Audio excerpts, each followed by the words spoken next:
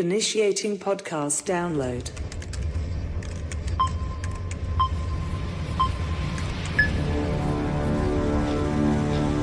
Prepare yourself.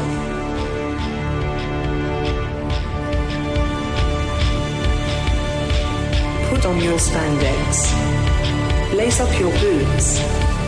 Wrap your wrists. Hide your razor blade. Head to gorilla position.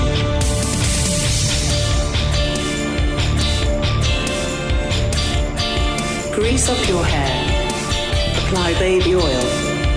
Okay, apply more baby oil. Get into gimmick. Keep your ears open and your mouth shut. Have fun and be safe out there, brother. Welcome to Iron on Wrestling. Now your host, Gregory Iron. Hello again, everyone. Welcome to another edition of Iron on Wrestling with Gregory Iron. I'm your host, Gregory Iron, and this is episode 123, that is. And as far as the show...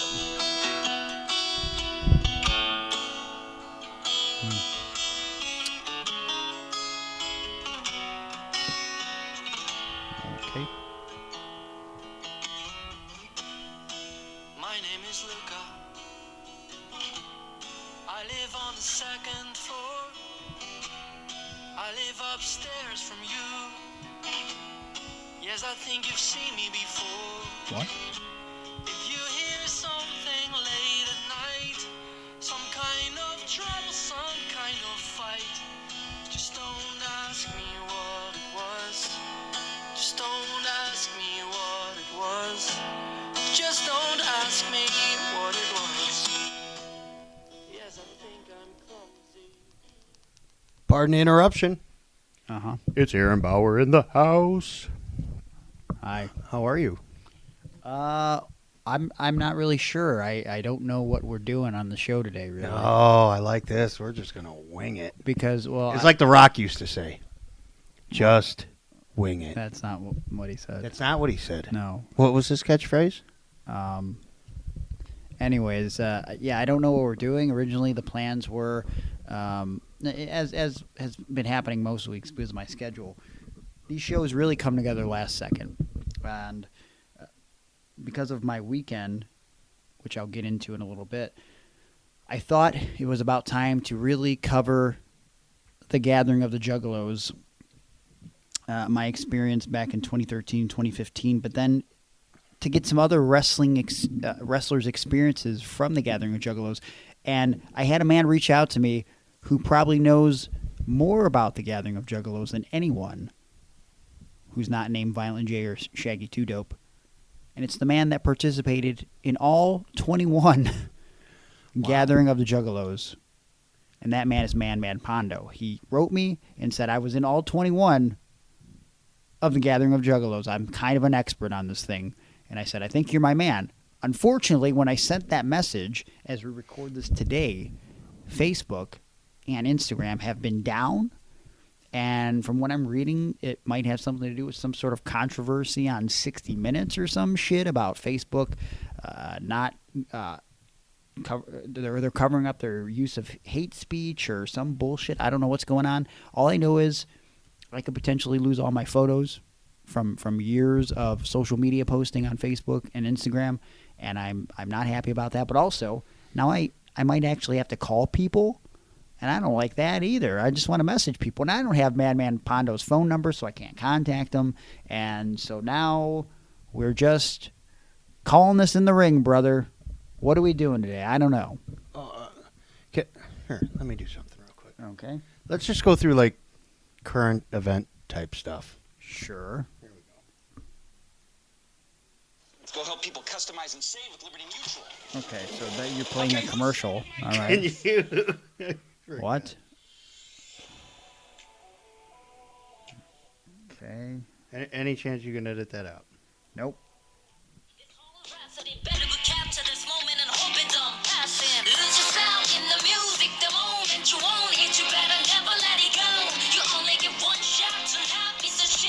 Okay. This is not very current, but I'm imagining you want to talk about Ma spaghetti. Mom's spaghetti? Ma? No, there's Ma? another M. Whatever. It's M-O-M. That's how mom is spelled. Okay. That's weird. You don't even know that. Do you know what it is upside down? Wow. That's correct. That is correct. Mm-hmm. Why do you want to talk about that? You go to Detroit a lot, right? I was in Detroit all weekend, but on multiple occasions because I'm an insane person. Yes. That doesn't make sense when I say it like that, but I'll explain shortly. So, did you bring me back any mom spaghetti? No, I did. Did you get any? I did think about going. Yeah. Actually, for a second, but then I thought, well, it just opened, and this being Eminem's restaurant, which apparently he made an appearance at and served the first 10 customers in line in Detroit. That, of course, is based on the song "Lose Yourself" by Eminem. The Ma Spaghetti line. You like? Now I'm just gonna keep calling it Ma Spaghetti. Okay. I mean, they're not a sponsor or anything, so no, I don't. Not yet, anyways. Yeah, okay. So you call them by the wrong name. Okay. Yeah. Well, we have had a sponsor from Detroit, Chad's Bistro. Yeah. Shout out to them. Remember when they made the fresh Aaron fries? Did that actually happen?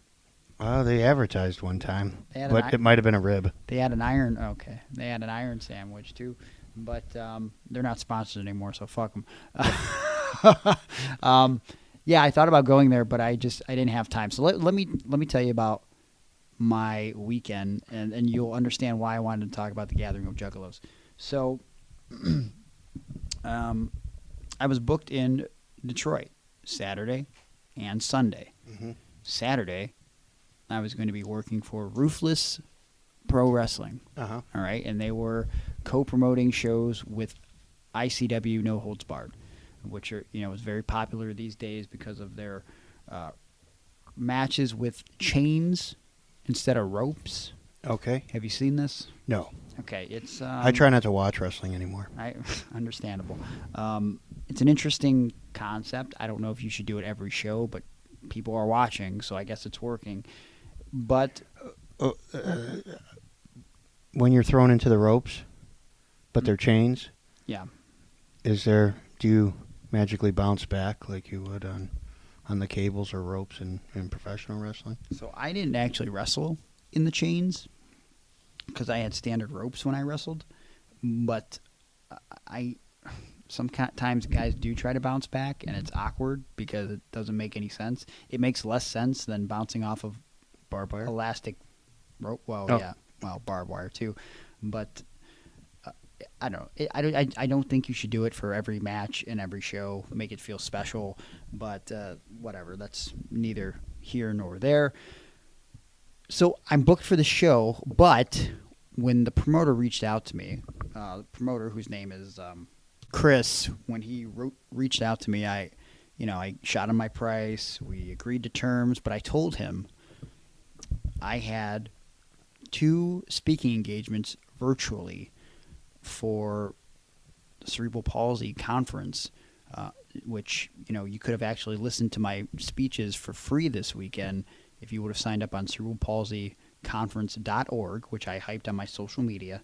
I did a speaking engagement on health and well-being, physical fitness with cerebral palsy, but then I also did another one about mental health and well-being with cerebral palsy and my life story. So I said, hey, I got to do these speaking gigs. Your show's at 3 p.m. I have a speaking gig at 11:30 a.m., and I have another one at 4 p.m. So I need to be on early so I can do these gigs. He said, yeah, no problem. Cool. I'll put you on second. Is that cool? I said, sure.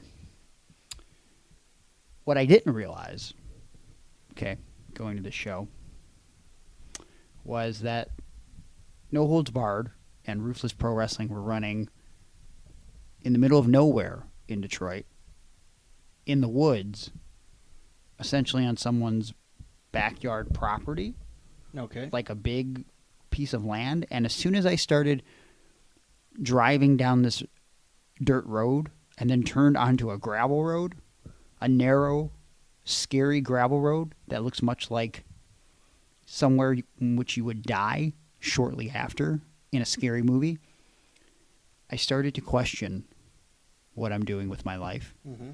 I lost all cell phone service, so I thought to myself, and so I showed up the night before, Friday night, because I wanted to be prepared for Saturday morning, because I was going to make sure my slides were good on my laptop in the hotel room. I was going to do my first speaking gig in the hotel room, and then I was going to drive off-site from the arena, which I thought I was wrestling in an arena, and I was going to do the second speaking gig. So I lose all service as I'm getting there on Friday night, and then I see the parking situation, and it is a clusterfuck. Cars are blocking other cars. They're just parked every which direction. There's no sense of order. I get there. I run into Eric Ryan and Bobby Beverly. They had already finished wrestling. I was like, guys, we have to go now. I'm so paranoid about my freaking car. And I was just having anxiety because if someone hits my car on this guy's property, I'm never going to find out who did it. Yeah. You know what I mean? I'm just wanted to get out of there. So we went back to the hotel, wanted to prep my stuff. The Wi-Fi doesn't work at this hotel for my laptop. So next morning I'm just scrambling. I'm trying to figure out how I'm going to do this. So I never used Zoom to do a speaking engagement virtually. You can't share videos via screen share, but you can share pictures. So I'm scrambling to find all these pictures for my health speech. I'm scrambling to find all these pictures for my freaking motivational speech at 4 p.m. after I wrestle. I tried to get a late checkout because I thought that Bobby and Eric had this hotel room that ICW booked. Eric Ryan, yes. They had this hotel booked through that day because they're wrestling, Saturday night as well. So I figured they had 2 nights in the hotel. No. Checkout is 11. I go down to the lobby. Any other time, hey, can I have a late checkout? Mm-hmm. Like 1 o'clock? Lady goes, no. We have to leave at 11. Oh, okay. So I was like, I have never heard of that before. Dude, I worked in a hotel for a few years. Had to leave at 11. So I was like, okay. So I was like, what the fuck? So me and Bobby went to a Starbucks like 2 minutes from the hotel where there was Wi-Fi. And I sat in my car, hooked up to the Starbucks Wi-Fi to make sure I would be okay because it was still sort of middle of nowhere, but better than the woods currently. Yeah. And I blurred my background, and I did an hour and 15-minute speech about health and well-being with cerebral palsy somehow. And I was like so nervous and paranoid about how I was going to turn out because, all I'm doing is sharing pictures, and I'm sort of pulling this out of my ass because I didn't have what I was preparing on my laptop. And everyone loved it. It was great. So I was like, okay, 1 down. Now I have to go wrestle. So I go to the show. It's in the middle of nowhere. And you know what? We talked about it on the episode with Bobby. Bobby cuts trees during the week in the woods in the middle of nowhere. So I'm trying to think as I'm going to this venue. Of course, that's what Bobby does. That's what Bobby does. I'm thinking as I go to this venue, how the fuck am I going to get away from these woods in time, especially if the parking situation is really bad, to do this gig at 4? Because if the show starts at 3, independent wrestling, it's not going to start on time. Right. So it's going to be at least 10 minutes late. And then there's a match before me, and who knows how long they're going to go over time. So by the time I go to the ring and get finished, it's going to be like 3:55, and I'm going to have to try to get away so I can do this speech for 90 minutes. Bobby happens to have like this little box gimmick with it's like a portable Wi-Fi hot box thing, like a hotspot. Hotspot, yeah. He's just like, and by the way, Bobby is not tech savvy at all. No, so the fact that I was going to say he's salt of the earth. Dude, yes, he has 2 phones for some reason. He barely knows how to work both of them. He can't post on social media to save his life, but he has this Wi-Fi gimmick because of his work. So he's like, "Oh, I have this for my job. You could probably use it and hook up your Wi-Fi to it." And I tried it immediately. It was pretty simple. They give you a little code. You hook to the Wi-Fi. So I'm in the middle of nowhere, and I had service. Perfect, crystal clear service. So I felt so much better. And then I ended up wrestling my match. After match 1 was done, I went to the ring. I wrestled the individual who used to be the Hebrew Hammer back in the day when you were still around. And now he wrestles as Schwartzy. We had a good match. It was fun. By the time we were done, it was 3:42. So I was like, all right, got to go prep for this gig now. So I went to my car, and while still in my tights, wearing a T-shirt, sat in my car, sweating, and for 90 minutes, talked to other individuals with cerebral palsy about growing up with cerebral palsy, being in an abusive household, overcoming odds, dealing with mental health issues, and everyone was happy with it. And I was like, how the hell did I do this? Now, that's just my Saturday. I tried to get some podcast stuff in after, could not do so because guys were leaving by the time that I was done speaking. It was like 5:30 at this point, hung around for a little bit, hit the road at 6:30 because despite the fact that I was wrestling in Detroit the next day, I had a commitment to this day job that I've been doing since COVID. Okay, so supplementing extra money. I kind of like this job, so I went back to go do that at home in Cleveland, and I had to do that until 4 p.m. The show that I'm on in Detroit on Sunday started at 6:30 p.m. To get to Detroit from Cleveland, don't know if you realize this, it's about 3 hours. I left at 4:15. Somehow made it to Detroit by 6:45. So the show has already started. I am in my gear by 7. I am in the ring by 7:30. My match is over by 7:45. It was great. It was me and Gowan, Handicap Heroes, tagging up for the first time in a long time, and we had a fun match in front of the Sanctuary crowd. It's a little bar, fun atmosphere. Then I almost left, didn't realize I had to drive M-Dog home, who had flown in from somewhere else, can't remember, but I almost left without him. Thank God I didn't. We stopped, we got food at a Denny's because nothing else was open. And I got home about 2 a.m. and I've been going all day now, recording this podcast. Very tired.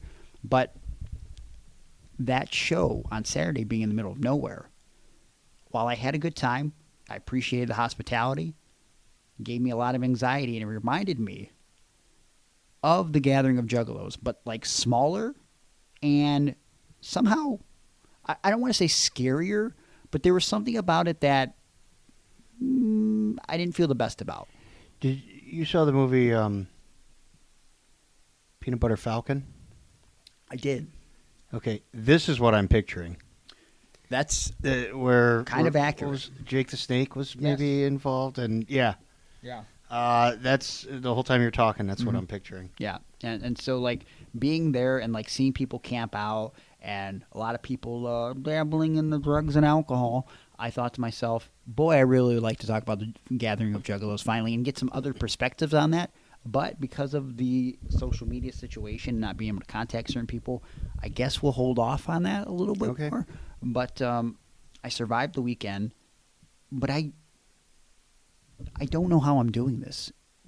It like, I mean, what I told you is insane. Yeah. Right? I mean, like most people on a Sunday, after they get off work, they just go, okay, I'm going to go home and like relax.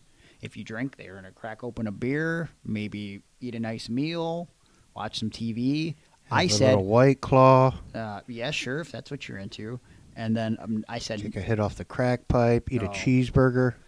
Oh, cheeseburger. Oh, and no, I drove 3 hours, and somehow shaved time because I was speeding. You know, I am the wheelman. And I got to the show after it started. Too bad you're not a real man. Okay. Put on my spandex. Trusted 2 guys that I didn't know with my health and well-being. Yeah. Professionally wrestled them. And then I drove back home. Why? Aaron, I'm going to be 35. I know. I was thinking about that. Like a few I was already days. winding down at this point. I feel like I'm doing more than I ever have. Yeah. What's happening? Why? Actually, I don't know. Oh, okay. So my traveling, I was probably late 20s. That's when I did my most traveling. And then, I don't know. But I think I did a lot of work for wrestling that wasn't traveling. So, like, my phone lines were open 24 hours a day. So, like, Biggins and Thorne with AIW, when they would call or text or the group chat went off. Sometimes it was 2, 3 in the morning, and I just got up and we just started brainstorming. Sure. Or sometimes they show up to my house, or we'd meet at a local restaurant that stayed open 24 hours, and we'd sit there for 6 or 7 hours and talk wrestling and the future and book shows and all that kind of stuff. So I felt like I was doing more actual work. Yeah. But that, I don't think I would have traveled all over when I was 35. That's basically 10 years ago for me. Mm-hmm. Yeah, so I don't know, man. I don't know how you're doing it, and I don't know why you're doing it. I don't know either. Yeah. I know I need some sleep. Yeah. I need to catch up on that at some point, and so I constantly do it. I need to stop because I know you guys, you tell me constantly on Patreon that you don't care, but I do have some bonus episodes in the can that I have not uploaded yet because I have to render them and edit it a little bit. But there are some bonus episodes coming if you haven't heard them already. I mean, this is probably up on Tuesday. I probably edited some stuff and put it on Tuesday morning. But just know that I'm always trying to provide and create this content for patreon.com/irononwrestling. I love you guys, and I hope you guys understand that I'm just very, very busy. When this podcast started, there was no pandemic in the world, and I was only wrestling. So it was a lot easier to create the content. So thank you for being patient with Aaron and I as always. But and also, you guys listen for free. Hope you guys keep enjoying what we're doing. In fact, if you do, make sure you rate us over on iTunes or wherever you download podcasts. Give us 5 stars. Subscribe to the podcast if you haven't already. Subscribe to the YouTube channel. YouTube seems to be growing. We have about 2,800 subscribers, which is pretty legit, I would imagine. And that would be great. Of course, if you want to try out Patreon, patreon.com/irononwrestling is the way to go. Starting at $3, you get a buttload of bonus content, audio, some video. $5, you get even more video. $9, you get involved in a Zoom call, as well as get to pick a bonus podcast subject each and every month. And we have so many bonus subjects right now that we have them back in the queue, but we'll be getting to them ASAP. You can get stuff in the mail from us. In fact, we have the October package coming out soon. But if you sign up for the $20 level this month, unfortunately, you've ran out of time because the October package also is combined with the August package. And if you haven't already signed up last month, you ain't going to get this one because you're getting 2 packages for the price of one, and that's just not fair. However, you can still sign up for the $20 and up level, and you'll be getting stuff in the future. In fact, you know what? If you sign up for the $20 level this month, I'll still send you something in the mail, but it's not going to be the same package that everybody else is getting because that's just not fair. If you've been hanging out with us for a variety this of one months. would be not as big of a package, right? Yeah. So it would more or less be a small package. Yes, that is accurate and a wrestling term, so it's a good tie-in. Inside cradle. What did you always call it? What did you prefer? Inside cradle or small package? Small And package. is there a difference to you? No, I don't even know if I've ever said inside cradle once. This is the first time in my life that I think I've uttered that term. I think that was a like a Gordon Soley. Yeah, kind of like when he said like souffle. Yeah. It's just like, what are you saying, dude? Yeah. Or souffle, right? I think it was Wrestler X that Walt, the promoter, tried to book for PWO that came to training one time and kept saying, I want to do a souffle. That's something we talked about back in the past episodes. It was a random sponsor that Walt, the promoter, thought it was a good fucking idea because he was a sponsor and he wanted to wrestle. He wanted to keep the sponsor from this air conditioning company. So he tried to put him in the fucking ring under a mask as Wrestler X. And he was going to beat up 2 students, and those 2 students being, at the time, Bobby Beverly and Benjamin Boone. Yeah, so... what did Benjamin Boone get? I can't remember. What do you mean? He always got something. I think Benjamin Boone gets the poon. That's what it was. But I only know that based on a sign that was in the crowd once, so I don't know if that's accurate. He is a bachelor, so that's something there. It's something for Emily. Emily can have something. Since this is, we're flying off the cuff here. Yeah. People are going to get a lot of our old stale jokes. We're just going to keep going to the well. So, earlier we went to the store, And you got what was it? Zero sugar soda pop. Yeah, I got a Dr. Pepper Zero, Yeah, and I got a Mountain Dew Zero. yeah. I'm And not going to drink them both. well, it doesn't matter. I'm not here to judge you or anything. I'm just saying that when I paid, I had to use a $5 bill, and it was a $5 bill I'd been saving. What kind of bill? It was $5. Oh, okay. Because I wanted to save it for an alpaca to snip my mustache. Gotcha. You know, it's getting cold outside, Mm. and alpacas aren't going to be outdoors much anymore. It's very true. You know, Boone did tell me that they're building an alpaca farm and store out by Toledo, Ohio. Yeah. And it's going to be opening soon. I saw him Friday, and he told me that he actually called to inquire when exactly it's opening, and they couldn't give him details. Apparently, they're keeping this under wraps for some reason, but they're selling a wide variety of alpaca merch. Yeah. And I think we're going to have to go out there soon. But you know what? Since we're going to the well on these old bits, there's something I have to address. Please, undress. No, address. Oh. Calm down. I got a little excited there. Over the past couple weeks, and I probably should have addressed this when it started happening, a lot of people have been sending me links and tweets from a guy by the name of Alan_Cheapshot. And I know Alan because I follow him on Twitter. Because of his tweets, his thread of tweets, it's been blowing up on social media for the past couple weeks. And now other people on podcasts and on YouTube videos are covering these. We haven't done it in a while, and I'm going to get into why we haven't done it in a while in a second. But I'm going to address this situation and some of these that we haven't talked about. Aaron, I think it's time for one of our most popular segments once again. Musical chair shots? No.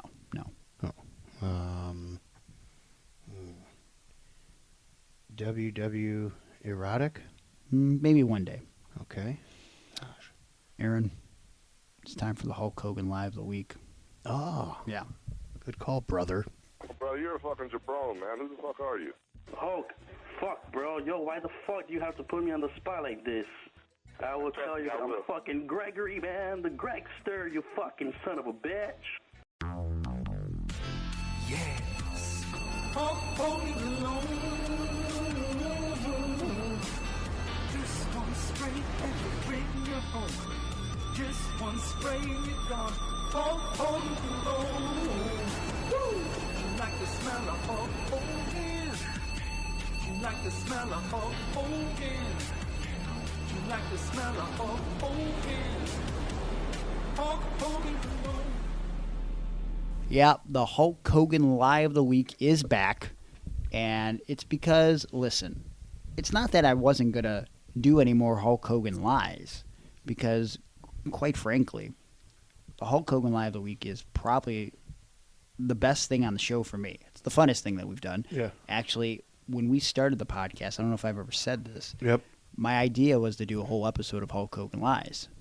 And it was Ricky Shane Page who was like, why don't you just do them like once a week or something? Like, there's so many. You just split it up into segments. I was like, yeah, I guess that's maybe a better idea. And then the more I did investigative research on these lies, the more obsessed I got with it. Especially like uncovering, because here's my thing. So here's the thing about the thread of lies that Alan_Cheapshot put on Twitter. This isn't anything new, by the way, with this thread. A lot of this information has been out there for a long time on social media or message boards with these Hulk Hogan lies. My problem is some of these lies aren't proven. Now, let me make something clear.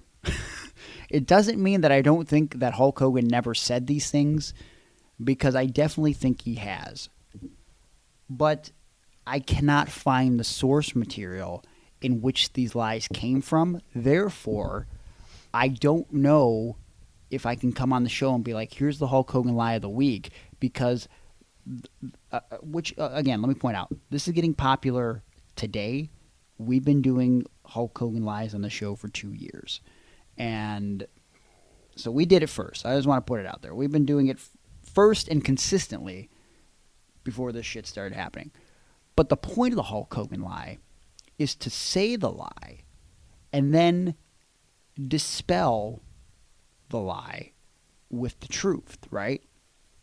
And there have been some lies that Hulk Hogan has said over the years that I don't think people even bothered to get to the bottom of.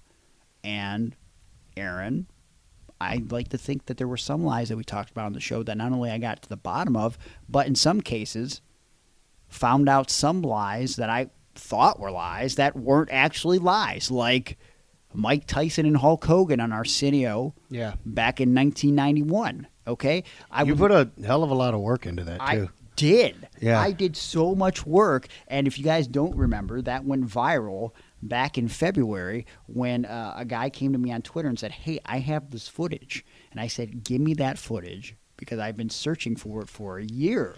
All right, like literally the whole. Just give me what I want. Yes, give me what I want. The Hulk Hogan Lie of the Week helped us uncover a piece of wrestling history that was not out there. When you Googled Hulk Hogan, Mike Tyson, Arsenio Hall, any combination of that, nothing came up on the internet about a nose-to-nose confrontation between two of the biggest sports icons of that period.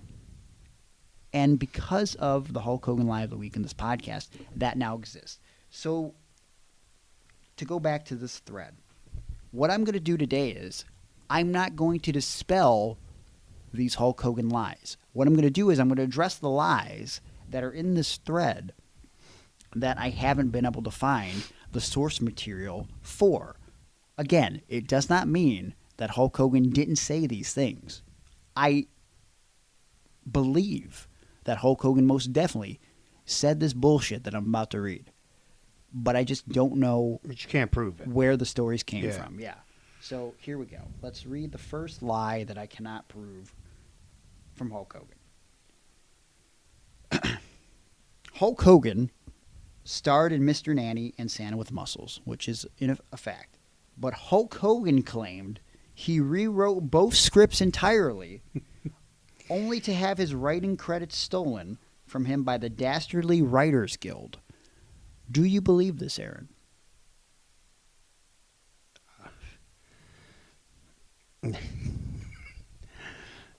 Hulk is a creative guy. Yeah. We could tell by all the lies that he tells. Sure. You know what I mean? He takes creative liberties. Uh-huh. I just feel like he didn't rewrite a whole movie or write a whole ass movie. You know what? This might be something that I can actually believe because, first of all, why would you say this? It's not like Mr. Nanny and Santa with Muscles were film masterpieces. Yeah, and you know what? I don't know that I'd go around telling people that I wrote those movies. It's like Mr. Nanny, again, nostalgia is a hell of a thing.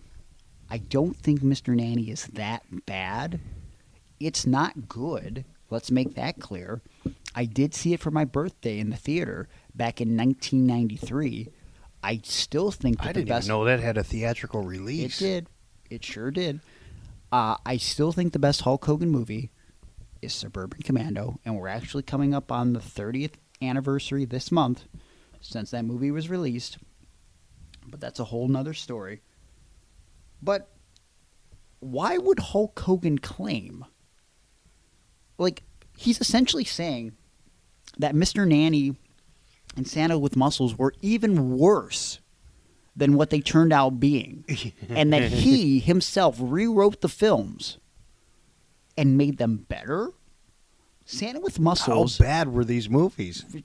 had to be fucking terrible. Santa with Muscles to this day is on the top 100 list of all-time worst movies. So out of all the millions of movies ever created in the last 100, 150 years, this movie, Santa with Muscles, is in the top 100.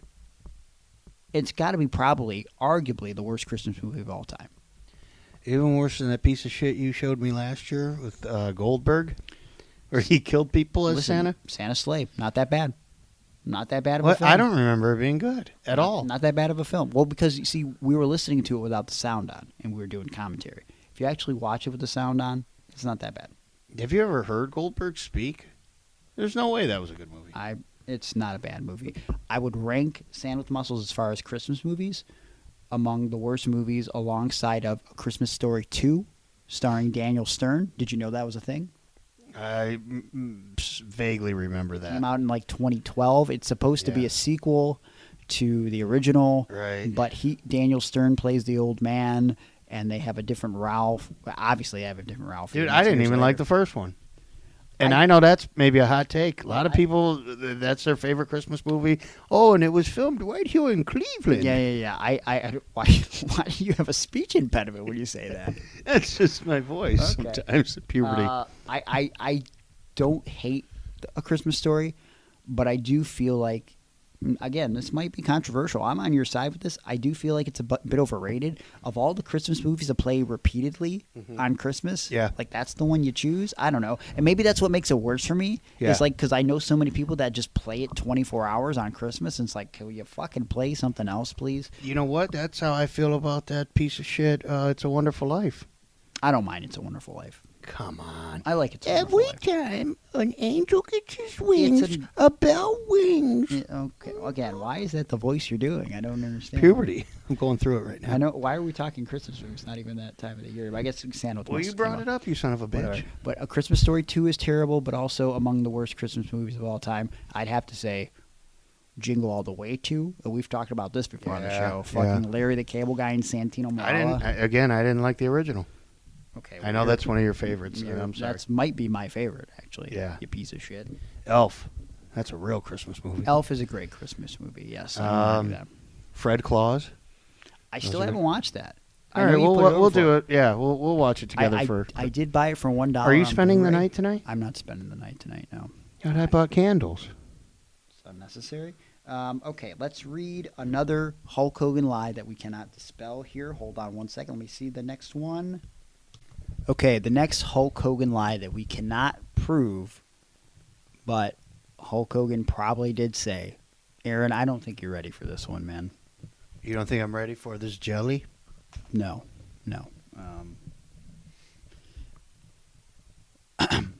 Hulk Hogan claimed he had been offered and turned down a so-called Legends match at WrestleMania 22.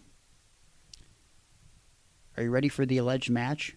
I want you to take a guess. So WrestleMania 22 would have occurred in April of 2006.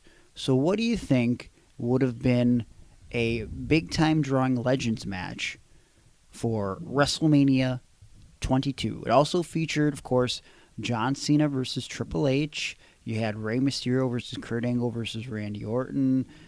You had Shawn Michaels versus Vince McMahon. Mark Henry versus The Undertaker. A nice little WrestleMania card. What do you think this Legends match would have been? Hulk Hogan versus Cactus Jack? No, that would be a nice little match, though. I mean, in my head, Hulk Hogan. It's 2006. I'd say Hulk Hogan versus Stone Cold Steve Austin. Austin's yeah. been gone for 3 years now. Yeah. That'd be pretty cool, you know? I'd paid money for that. Yeah. Even if I knew it was going to be bad. In fact, in 2005, October of 2005, actually, Hulk Hogan challenged Stone Cold Steve Austin on Monday Night Raw. So, logically, perhaps maybe this was the match that was pitched. Is it the match that was pitched? Two great legends. No, it was not Stone Cold Steve Austin versus Hulk Hogan. The match that was pitched, allegedly... I can't even say it. Hulk Hogan versus Barbarian. No. Okay, go ahead. Hulk Hogan versus...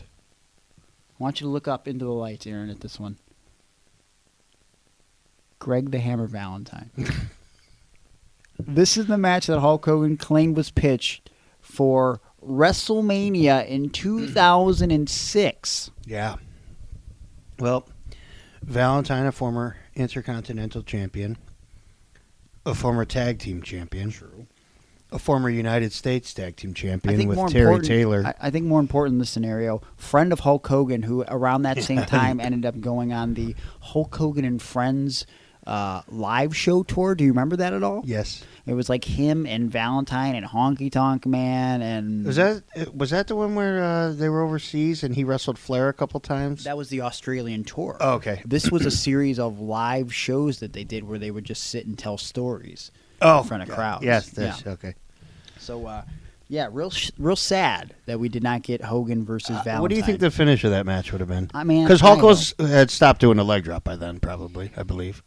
Yeah, he did actually. Mm-hmm. I don't think he even did it because his last match in WWE was against Orton at SummerSlam 2006, and I'm pretty sure he didn't end it with the leg drop. I mean, I could be wrong, but I remember around that time at least when he would come and do run-ins, it would be like WrestleMania 21. He just came in, punches, big boot. Yeah. Did not do the leg drop to Muhammad Hassan. You know. I don't know what it would have been. I'll tell you.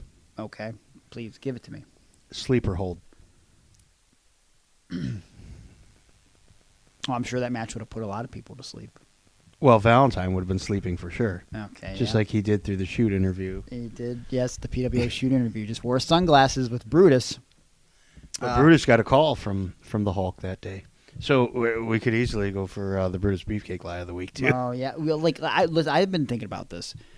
There are a lot of other wrestlers that we can cover lives of the week. I love him, but Kevin Nash has told a lot of lies in shoot interviews that you can be disproven. Virgil, maybe a bigger liar than Hogan. Brutus. Virgil would just tell him to people when they came up to get autographs. You know, the 4 or 5 that got an autograph for him from him? We played audio clips that he didn't know I was recording exclusively over on Patreon back around spring Who break. are you, Stasiak? Hey, man, whatever you got to do, okay? I don't work for WWE, so I'm fine, okay?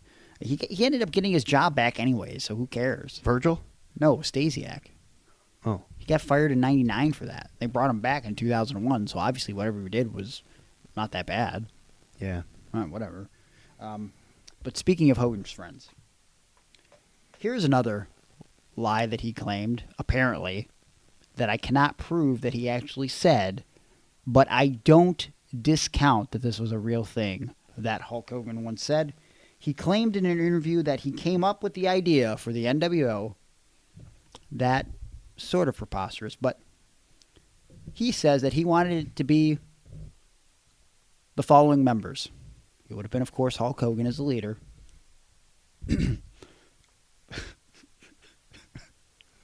God, I hope it's Honky Tonk and Brutus Beefcake. The Nasty Boys. Ah, of course.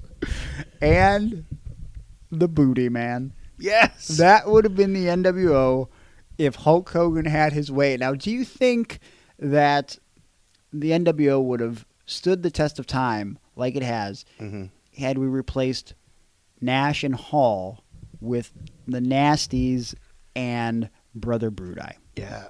Weren't the Nasties recruited to the NWO? They did a thing where they came out in NWO shirts, Yeah. trying to pitch that they be in the NWO, and then they got beat up. Yeah. So that was the thing that happened. But like, it's interesting that happened though, because you would have at that time they're just putting anybody in. Why wouldn't Hogan put his boys in the NWO? I don't know. Especially if he wanted them to be their original members. He came up with the idea. Yeah. Can you imagine him going to Bischoff and going, "Brother, I got this great idea. I turned heel For the first time. for the first time ever." And you know, back in the day, a big heel stable in WCW was like 4 horsemen. Brother, what tops Tully, Arn, Wyndham, Rick, Hogan, Sags, Knobs, Booty. Like, what? What are we doing here? Again, I cannot prove that Hogan said this, nor can anyone else because I can't find the source material, which is why I've never talked about these lies on the show. I wanted to do research on them, and perhaps maybe I'll go and do further research and try to find the facts behind these, but I digress. Let me continue. Here's another Hulk Hogan lie that I can't prove he actually said.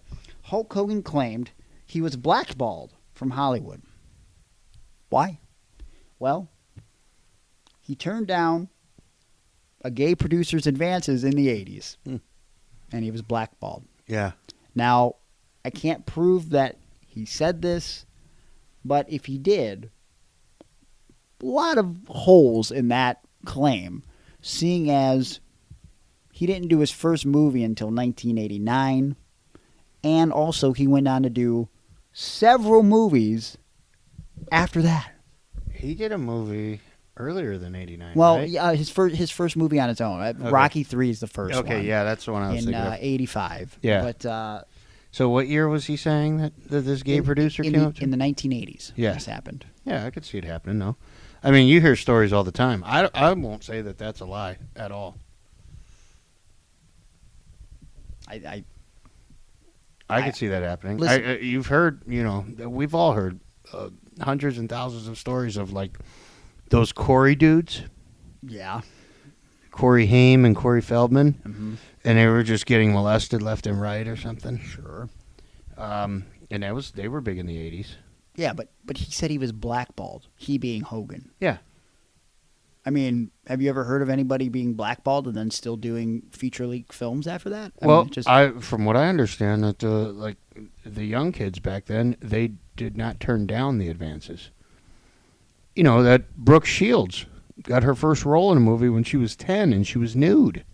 Yeah, that is real weird. I didn't know about that until you told me a few months back. Yeah. And then she did like a nude layout in a magazine. Real weird. And stuff. Real creepy and weird. I know. I mean, how does that happen? I don't know, dude. They kept saying it was like there was an art to it or whatever.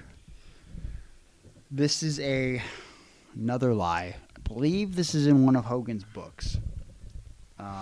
Again, I've never heard an interview with Harley Race claiming otherwise, so I don't know if this is a thing. Hulk Hogan claimed that Harley Race came to the arena with a gun in Kansas City. I've heard this before. 1980s. Yep. And he set the ring on fire. That I did not hear.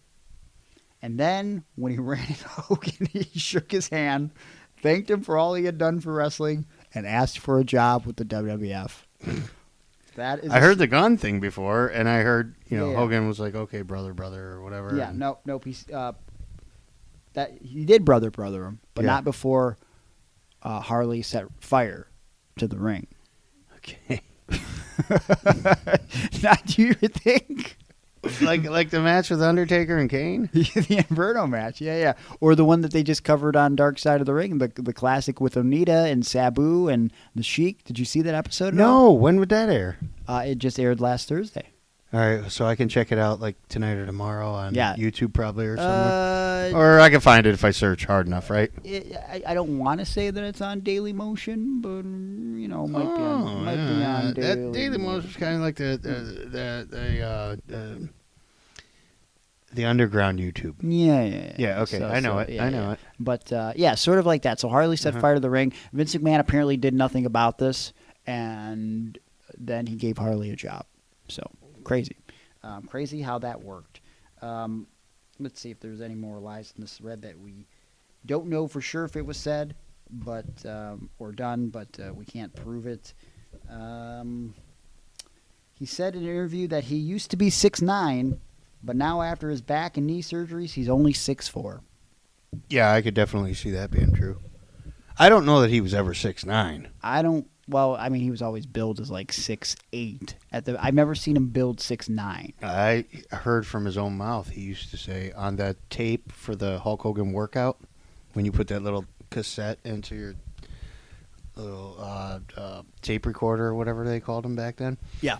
And if you listen to it, he would say, like, "Hey, Hulkamaniacs, this is Hulk Hogan, brother, and I'm 6'7", 3 inches from heaven, and I weigh 305 and can whoop any man alive." I always went with 6'7" because back in my time when I started to watch wrestling, I was. And this should be no shocker. I would constantly read those books to memorize facts, and in the instruction manual for Super Wrestlemania, it lists everyone's hometowns, weights, and heights. And at the time, in the 90s, Hogan was billed as 6'7" and 303 pounds. Yeah. And so that always stuck with me, especially when he came back in 1993, because then he was being billed as 275, and I was like, that's not true, but he does look smaller, so perhaps maybe that is his weight now. Because to me, I couldn't fathom the idea that someone could lose weight? I don't know. He still had to be 303 in my weird brain. But, I remember in the After Mags, they always listed him as 302 from Venice Beach, California. Why do they have to make it different? I don't understand. It was always different. I talked with you about this, I think maybe over the weekend on the phone or something. Yeah. Who was it? Oh, Tracy Smothers. Yeah. The After Mags always spelled his name, Tracy, with an E before the Y. And that's not how he spells it, and nor did he ever spell it that way. Yeah, I never told him to spell it that way. Right. And I asked Tracy, I said, what? In the magazines, they always put an E in your name. And he said, brother, I don't know.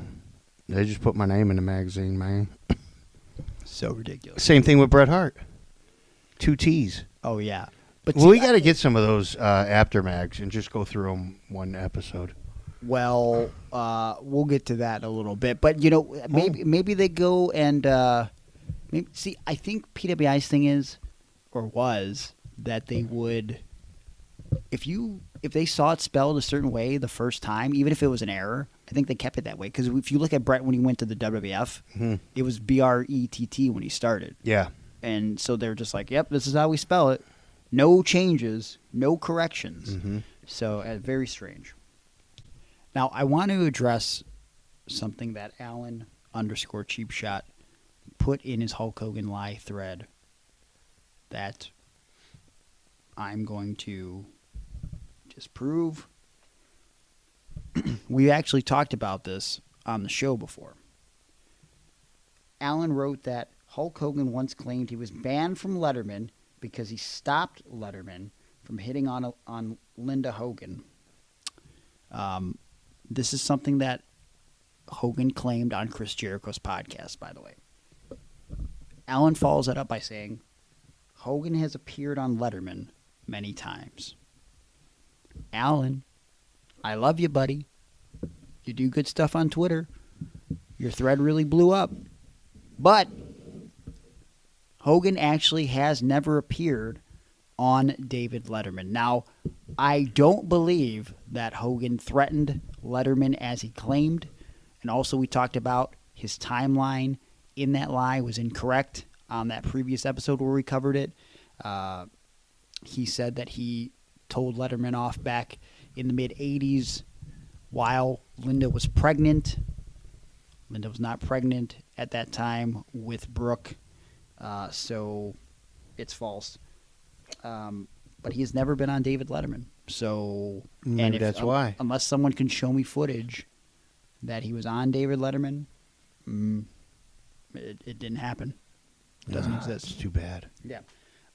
But those are all the lies in the thread that have been out there for a while, but can't exactly be proven that Hogan said. But you know what? In general, it was nice to talk about some Hulk Hogan lies again and hear that bitchin' theme song. You know, we love the song, but also, every time Hulk Hogan calls someone his brother, that's a lie. Unless he calls his actual brother. Does he have a brother? He did, but he died. He was in the Hells Angels, I believe. Oh, really? Yeah. Wasn't Hulk Hogan going to be in the Hells Angels?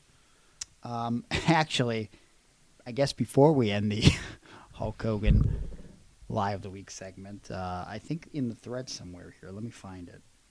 I can't find it, but it was in... That's not the first time you've said that, huh? Okay, it was a quote tweet or something that was in that thread where someone claimed that Hulk Hogan once beat up a Hell's Angel for looking at him funny. And so he beat the shit out of the Hell's Angel. Hulk Hogan, who's pretty notorious for trying to avoid confrontation, approached a member of one of the most feared groups on the planet, that being the Hells Angels, and he just beat him up for no reason. There was no repercussion for that. So, but at first he had to take a bunch of punishment, right? And then when the Hells Angels, hit him with a chain or stabbed him or something, Hogan hulked up. I don't know if that happened. Did you ever get in a real fight and try to Hulk up? No, can't say that I Okay. have. Have you? Oh, yeah. I used to take the punishment at first. So that way, That's not how that works. it shouldn't be, Seems right? like a bad idea. Yeah. I just let somebody get like the first 8 or 9 shots. Yeah. I fought a lot as a kid.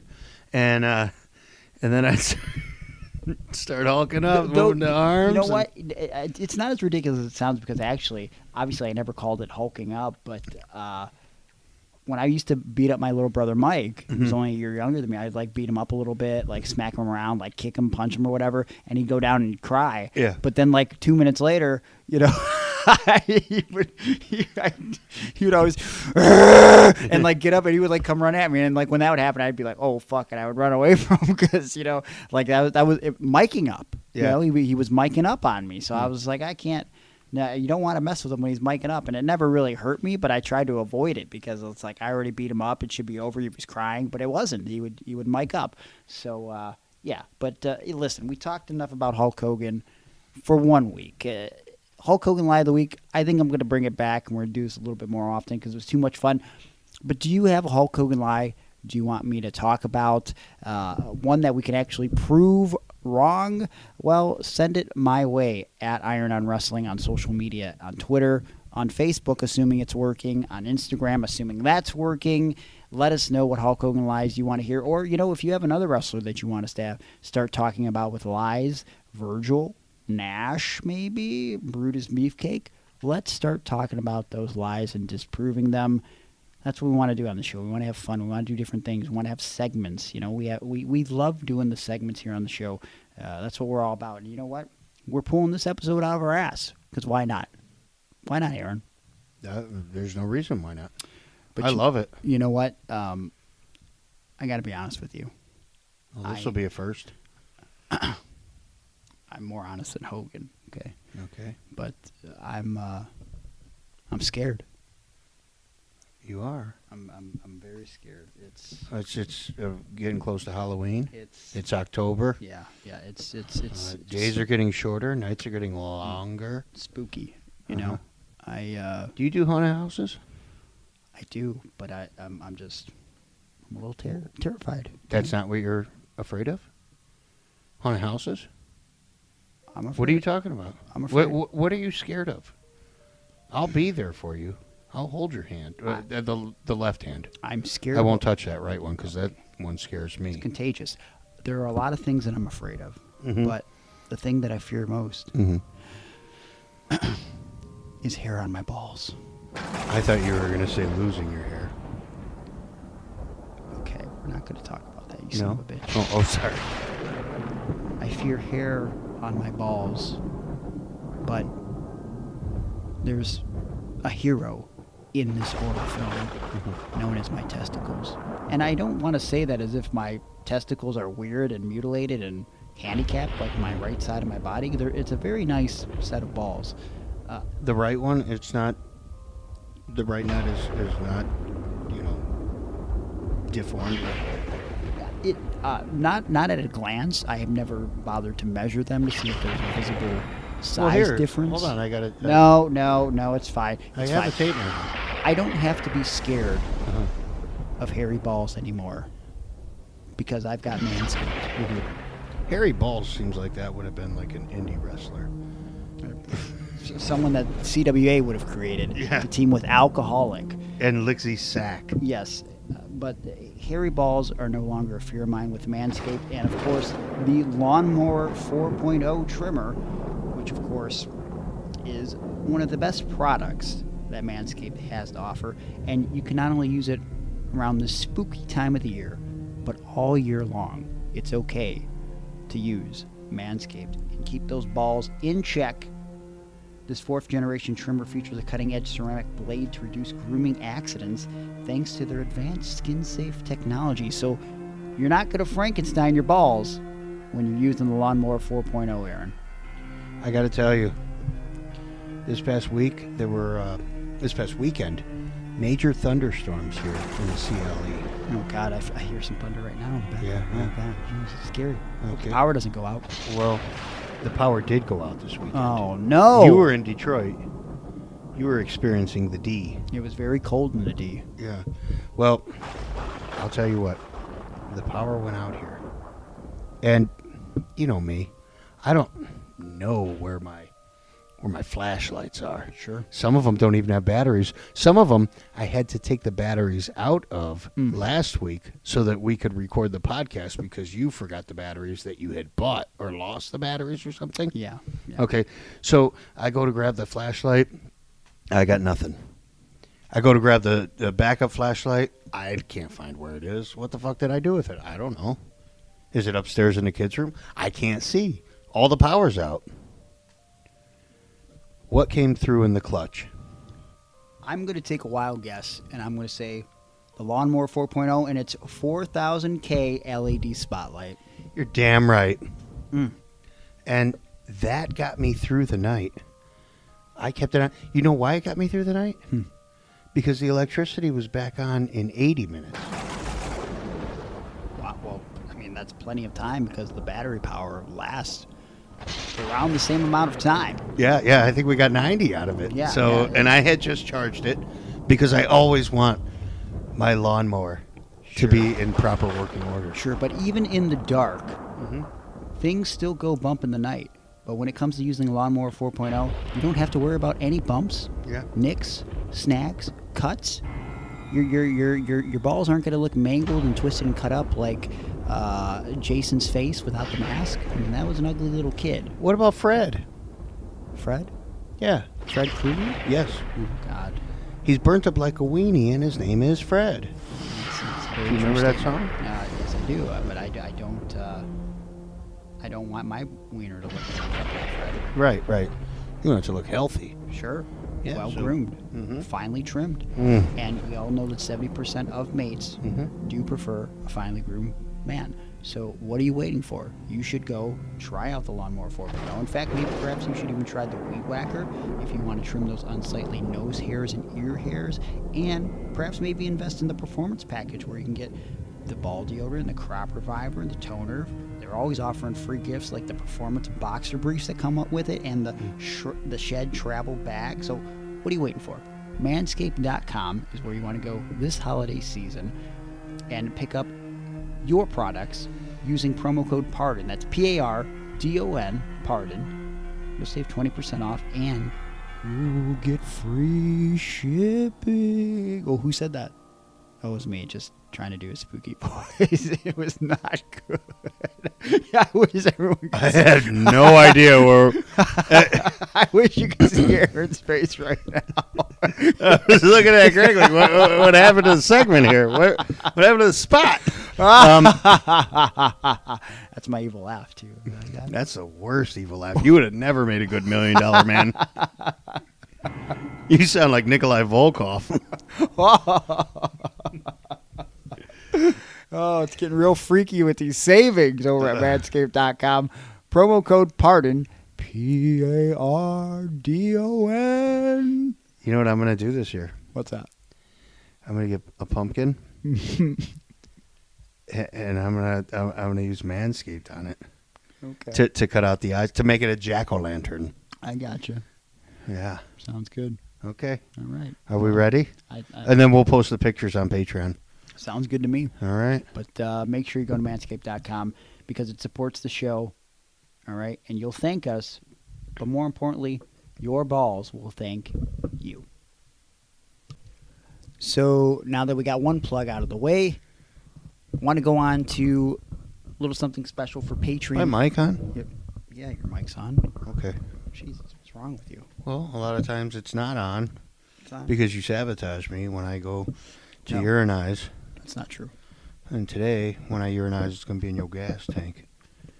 Okay, seems a bit harsh, but we're going to be doing something for patreon.com/Iron on Wrestling, extended bonus content.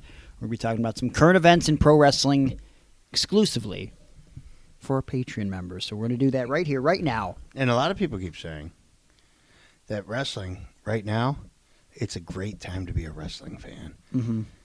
Because there's a lot of great things happening in wrestling. Sure. Do you think that's true? I think there are some great things that are happening in wrestling. Let's talk about some great things, but maybe also some not so great things right now for Patreon. Well, if you're not on Patreon, you're missing out because we just talked for roughly 43 minutes about, well, we thought a lot of good, but also a lot of bad happening currently in professional wrestling and our thoughts on it. You should probably check it out. It's over on patreon.com/Iron Wrestling, starting at $3 for over 100 bonus episodes, extended episodes. You know, it's basically a longer version than the one you're listening to for free. As I said, 43 additional minutes. That's a long run time. I mean, clearly... That's a lot of people's whole podcast. That's true. I mean, if you like longer form podcasts, this is the one for you. We give you so much content. That's what we do here because we love you guys on Patreon. So if you're listening to this for free, maybe try spending $3 a month. I mean, you know, what's the harm in that? You can spend $3 on more worthless things, you know, or maybe even spend $5 on that second tier that we have on Patreon, the In Rod We Trust tier. You know, try that out. I mean, what else could you do with $5? I don't know. I could get my mustache sniffed. It's true. You just, Buy an alpaca. Buy an alpaca for sure, or the alpaca could pay you to sniff the mustache. It doesn't matter. Either way, $5 could go either way there, or it can go to us, which is also nice. And we could just pay the $5 to get both of our mustaches sniffed at the same time. It's a special deal. We know some alpacas that are friends of ours. So we could get our mustaches sniffed at the same time. Yeah. You know what else we did at the same time last week? What? We got acupuncture. We did get acupuncture. That is a true It statement. was like we went on a date. We went to dinner first. Yeah, Waffle House. You took me to the Waffle House. You kind of disrespected. I was skeptical. You're like, wait a minute, like this food came here in a minute? What? It's not disgusting? No. Like, what the fuck? It was 45 seconds. Yeah, it was real quick. Yeah, so like, I have to look at the menu. Greg knows what he wants because apparently he goes to this place a lot. I get grilled chicken and eggs dinner with tomatoes in place of the hash browns, wheat toast, and then I get a blueberry waffle as well. In fact, the usual people that are in that Waffle House weren't there. They're like, hey, Greg, when I walk in. And literally I've only been there 5 times. Yeah. It's pretty weird. So, But yeah, she took your order because you said you didn't want to wait nope. for me to decide. Well, because I knew we had like 35 minutes to get to acupuncture. And I couldn't find anything. I couldn't find the thing that I wanted that I found on the website. So then I'm like, okay, whatever. I got my meal, like some steak omelet, Philly cheesesteak omelet, and some toast. And so, like, I'm ordering that, and your shit's already coming out. Mm-hmm. And I was like, what just happened? Yep. You're like, no, it's real fast here. Real fast. Yeah, I said so hopefully yours comes soon because we got 16 minutes to get to acupuncture. So. And within 30 seconds of that, Yep. I had a whole ass omelet, toast. But we're not plugging Waffle House because they're not giving us any money or anything. So, but we do want to talk about the acupuncture because we do enjoy it, and Austin's a great guy, and you know, it's worth your time. I think, right? Yeah, it's been a tremendous experience for me. I mean, if people have been listening to the podcast, they know the physical and mental health struggles that Aaron has been going through, and I mean, just listen. We're plugging Austin here because we like him. We think he does something of value, and he truly is helping Aaron. Aaron is usually the jokester on the show, but he's opened up over the past few weeks, and he's not been in the best place. And the fact that you can say that what Austin is doing for you at Lake Erie Acupuncture is, you know, for I was going to say for lack of a better term, but I think it's the best term. It's changing your life for the better. He's not just changing my life. Without being too dramatic, say he's saved my life. Wow. Yeah. I can't thank him enough. So I feel like I've sort of turned that corner now. I feel good. Happier than I've been in a long time. And then he's working on some other stuff for me too. Yeah. And how good does it smell in that coffee house? That's great. Yeah, the acupuncture is also in the same building as a little coffee shop, which he always gives me a nice green tea after my acupressure and the tuning forks on my shoulder. And also, I had a little problem with my leg from running on the elliptical, and he took care of that. Literally, I'm not even joking, dude. Mm-hmm. It had been hurting me for a week. I was on the elliptical for about 25 minutes a couple Sundays ago. I felt like I just felt the pop of my leg. I thought for sure I tore something. I was limping around for a week and a half. I told Austin about it. Literally the next day, I was back on the elliptical. Yeah. Pain-free. It's pretty amazing. Lake Erie Acupuncture offers Northeastern Ohio effective, affordable alternative medicine. And, of course, Austin is nationally certified and licensed by the State of Ohio Medical Board. And he gives you principles based on Chinese medicine. And as a practitioner in his 10th year serving the Cleveland area, Austin places emphasis on empowering you, the patient, in the process and has a variety of tools at his disposal. As I mentioned, he uses tuning forks on me. He burns a little big incense gimmick thing. I forget the name I know. of it. He said we couldn't be in the same room together because Yeah. he was going to burn that, and then I have this issue with my lungs that he's working on. Yes, so it's very calming. He does a lot of red light therapy to me, and he stretches me out, and it just makes me feel good. And I mean, you might think that acupuncture or acupressure is all physical well-being, but it's also mental health well-being. Yes, of course, he can help you with any allergies, back pains, migraines, digestive issues, but as Aaron sort of alluded to, he is also helping you with mental health. Like, after he does the 30 to 40 minutes working on me, he gives me like 10 or 15 minutes just to lay by myself and relax. And, man, it doesn't sound like a lot of time, but it's a game changer for my entire week, month. Sometimes I feel like it's been changing my entire year. I mean, it's just like I'm so glad that I decided to go to Lake Erie Acupuncture. I know you are, Aaron, and if you are in the Northeast Ohio area and you're interested in acupuncture Even if you're not in the treatment, Northeast Ohio area. Yeah, come on come down. from wherever. Listen, just shoot Austin a text or give him a call, 440-251-4754. That's 440-251-4754. Get a hold of Austin and see what Lake Erie Acupuncture can do for you. Not tomorrow, not next week, today. But also, while I'm on the subject of guys that I like to talk about and offer great, high-quality, affordable things, I feel like I gotta talk about, well, I would say he's a friend of mine, but apparently he's your good buddy. He's my good buddy. Yeah. That's Juan. Yeah, Juan Ortiz. Of the. That's not his middle name. You think his parents named him Juan of the Ortiz? Yeah. Yeah. What does "of the" mean? Well, that's a foreign name. So. He's Mexican. Well, then that fits. So Perfect. You're Mexican. Yes. So what does "of the" mean in Mexico? In Mexico. Yeah. That means In Spanish. That means like hot fire. Juan Hot Fire Ortiz. Yeah. I mean, he does spit and draw hot fire designs for sure. He's much like Dylon, spitting that hot fire. Hopefully you get the reference. I have no idea what you're talking. Chappelle Show. Fuck, man. Come on. Get the fuck out of here. You're not even on the show anymore. Don't even say a word during this ad right now. Juan Ortiz of the Dead Designs. Don't say anything. And you look like you want to talk, but don't fucking say it. Of the Dead Designs is a one-man merch company.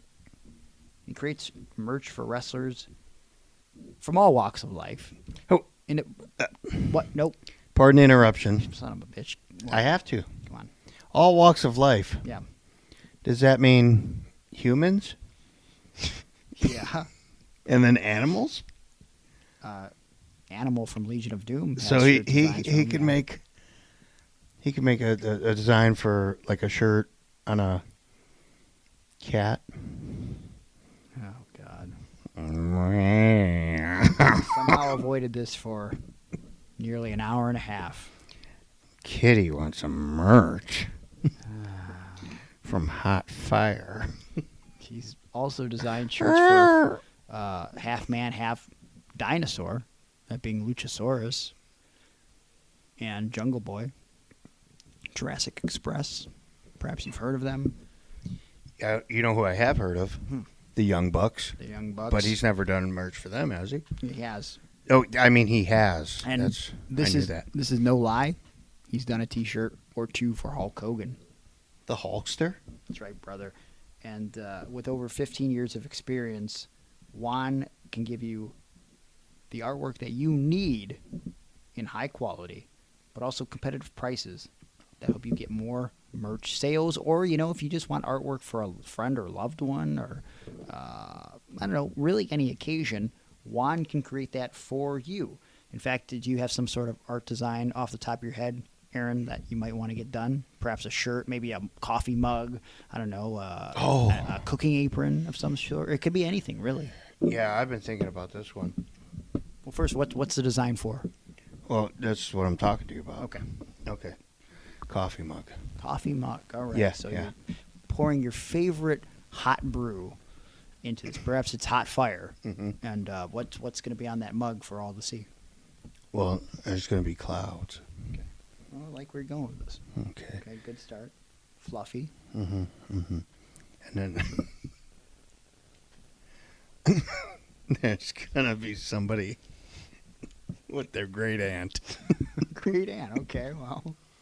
All right. And they're walking on the clouds. Okay. And they're carrying backpacks. Those backpacks are full of pencils. What? Okay. I don't know. And then they... Great aunt loved to draw, much like Juan. That's it. That's it? Yeah, take it home. Right. Where are they exactly on these clouds? Let me think. Like they're like they got to be like near airplanes, right? Because like clouds, Oh, yeah, they could be flying. True. If there's an airplane going across. I bet Juan could put that in there, too. Sure. Like, what do you think, a 747? Sure. Even a 747 looks small when you're in the Grand Canyon. That's very true. Are you saying Great Aunt was a whore? I don't understand. Is that what you're I don't trying to say know. It on was the a shirt? Triple H promo. I remember it. Yeah, Yeah. okay. But I don't know Well, why. maybe Great Aunt was a whore. Oh boy. Okay. So that's what you want on the mug. All right. Well, seems like quite the message to send to people. But whatever message you want to send to someone, Juan can help you spread it. And you should contact him. That doesn't sound right in the context of the 747 and Great Aunt and spreading. But I watched a movie like that the other day. nope, don't tell me about it. Juan can help you. And, if you mention this ridiculous, horrible ad, for some reason, Juan will say, you know what? I'll save you $10 because you mentioned Iron Because he on feels Wrestles. bad. He's like, I can't believe I have these guys plugging my shit on the show still. What am I doing? Of the Dead Designs has spots open for the remainder of 2021, and they'll act fast. So you better act fast, too. Contact Of the Dead Designs right now on Instagram, if Instagram is working, at Of the Dead 209 on Facebook, if that's working. Come on, Zuckerberg, get your shit together. Facebook.com/ofthedeaddesigns, or go to his website, if all else fails, ofthedead.weebly.com. Of the Dead Designs, bringing artwork to life.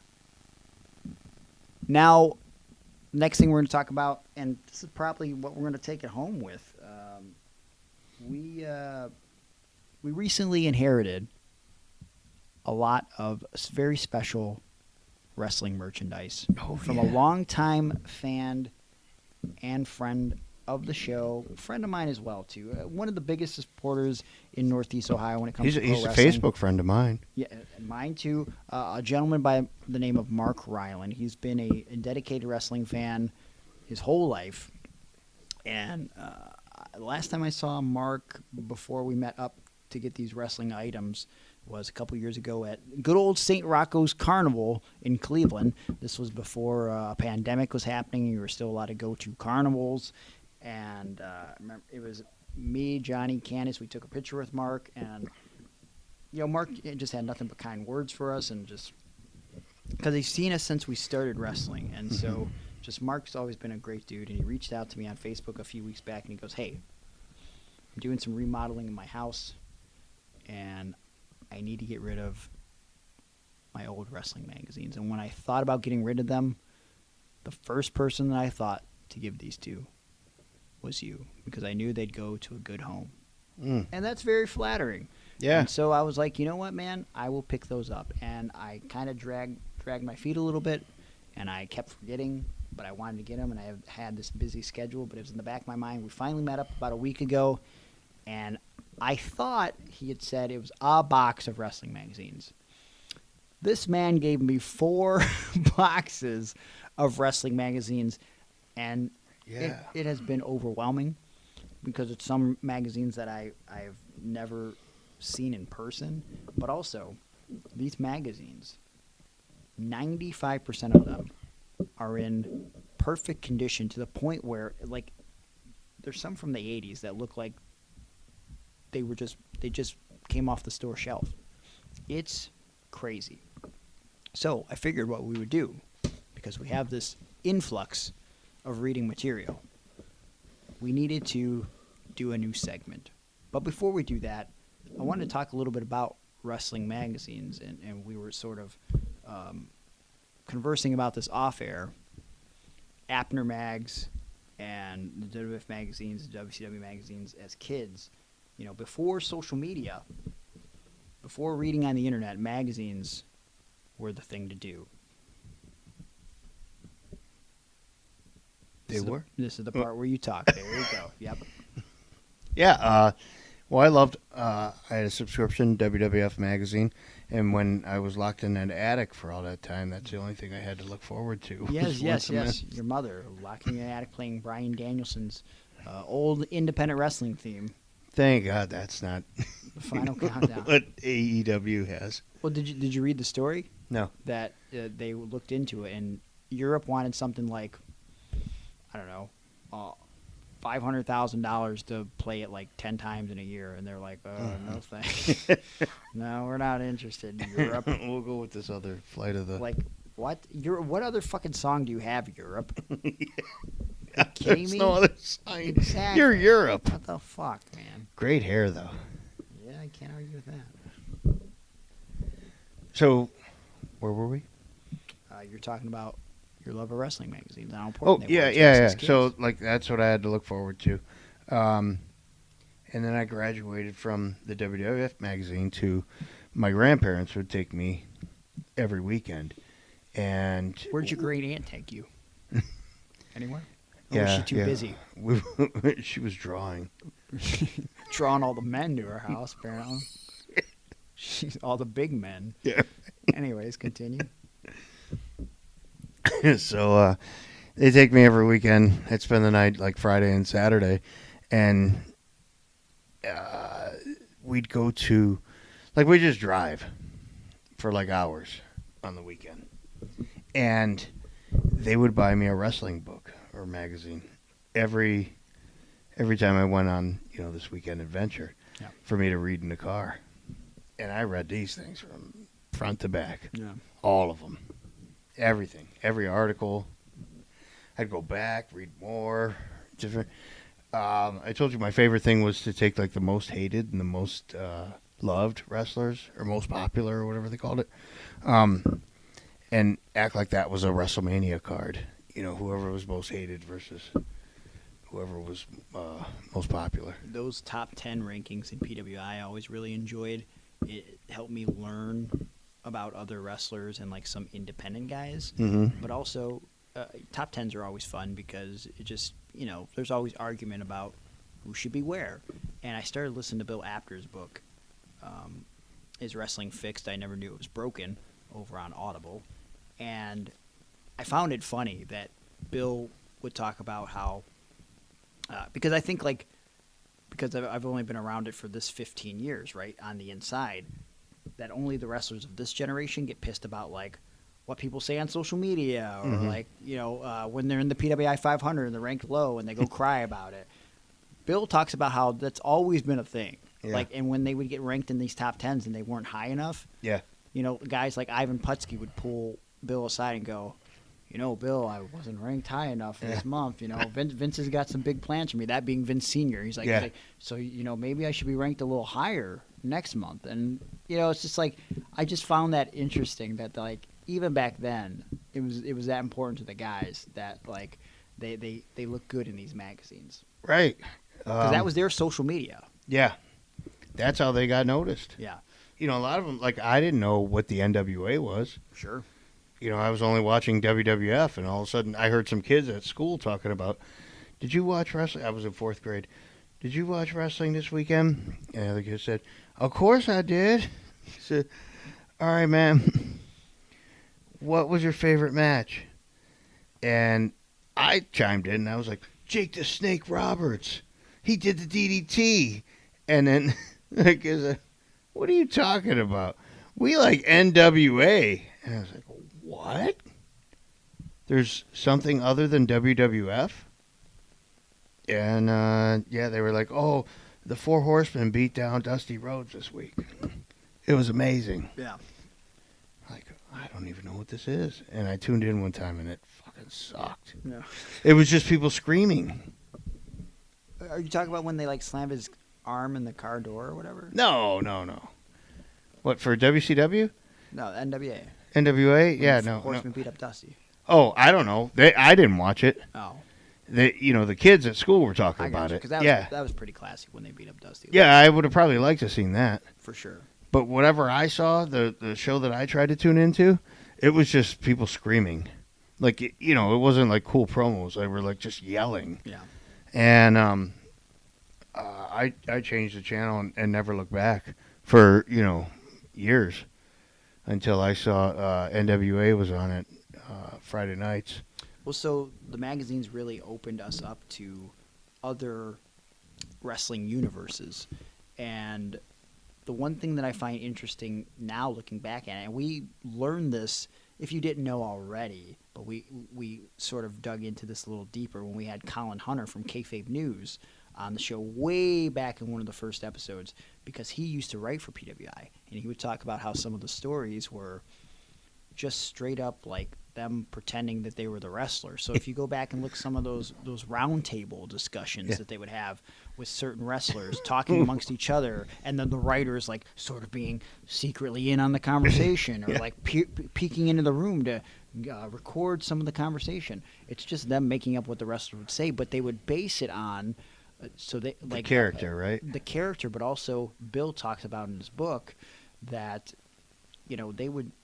Bill, particularly, but I'm sure some of the other guys did, would kind of communicate with the various offices and territories about like what the storylines were and where they were going, just sort of gauge an idea of what the conversation would look like. So if like so and so is gonna wrestler X is gonna get into a feud with wrestler Z, like they'd figure out where the story was going and then sort of create a conversation or a dialogue based on what they were told from the promoter or someone close to the promoter.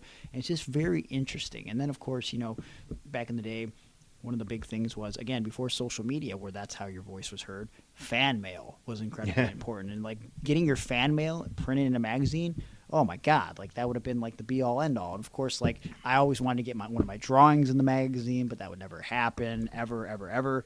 And, I don't know, just wrestling magazines are real cool, and it's just a shame that, in the world we live in, this physical media is a dying art. I remember then I moved on from WWF magazine to the PWI and all the after mags because I wanted to read about everybody and everything that I could read. And so, and I want to have every magazine that was on a shelf. There was like 6 different magazines. So I started liking those magazines, but then I started liking the dirt sheets. Oh, yeah.